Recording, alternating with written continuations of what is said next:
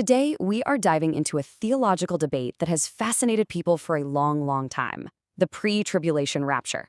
It's a topic that really gets you thinking about the future, about faith, and, well, about survival.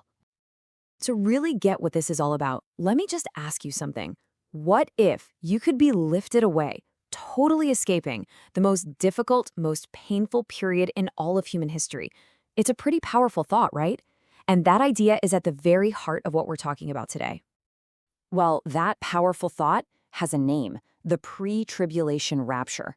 The core of it is this belief that right before a prophesied time of incredible worldwide suffering, believers will just be taken from the earth.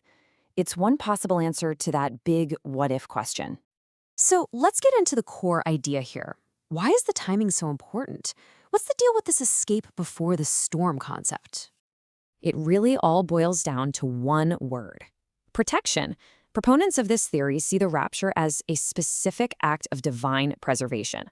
The whole point, they'd say, is to shield believers from the intense persecution and suffering that will define this future period on earth.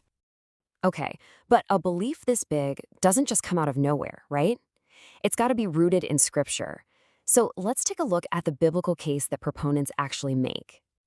Now, if you talk to supporters of the pre-tribulation rapture, they're almost always going to bring up these three key passages. They are the bedrock of the belief: 1 Thessalonians 4, 1 Corinthians 15, and Revelation 3.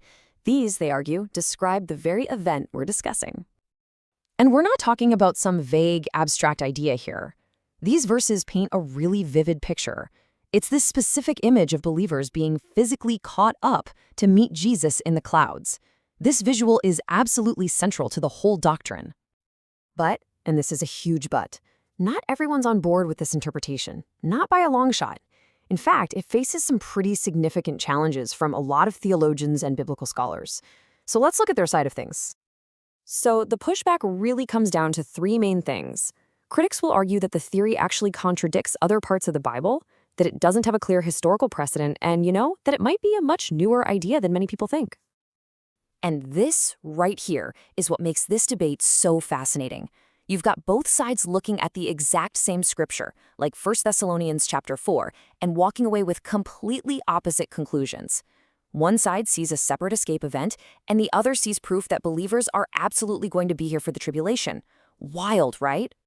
So let's just break down those major criticisms. First, critics point to other verses that seem to show believers on earth during the tribulation, which creates a contradiction. Second, they argue there's just no clear historical or biblical track record for an event like this. And because of that, some have gone so far as to call it a mythical construct, suggesting the whole idea is as fragile as a house of cards. Okay, so we've talked theologically, but what about the people? The human impact. How does believing this actually affect someone's life? Does it offer hope, or could it lead to a kind of complacency? You see, this belief can pull people in two totally different directions. For some, the promise of the rapture is this really reassuring hope that gives them the strength to get through tough times. But on the flip side, critics worry it can create a lot of anxiety about being left behind, or even make people complacent, thinking they don't need to worry so much about what's happening here and now.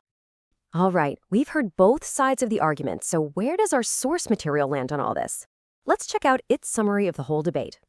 So, the source material we're looking at basically concludes that when you look at what a lot of scholars are saying, the pre-tribulation rapture theory gets a lot of criticism. The consensus it presents is that the theory just doesn't have that direct support from historical records or from what many consider to be clear, undeniable biblical evidence. And that kind of leaves us with a bigger question, one that goes beyond this specific debate. No matter what you believe, it gets you thinking, doesn't it?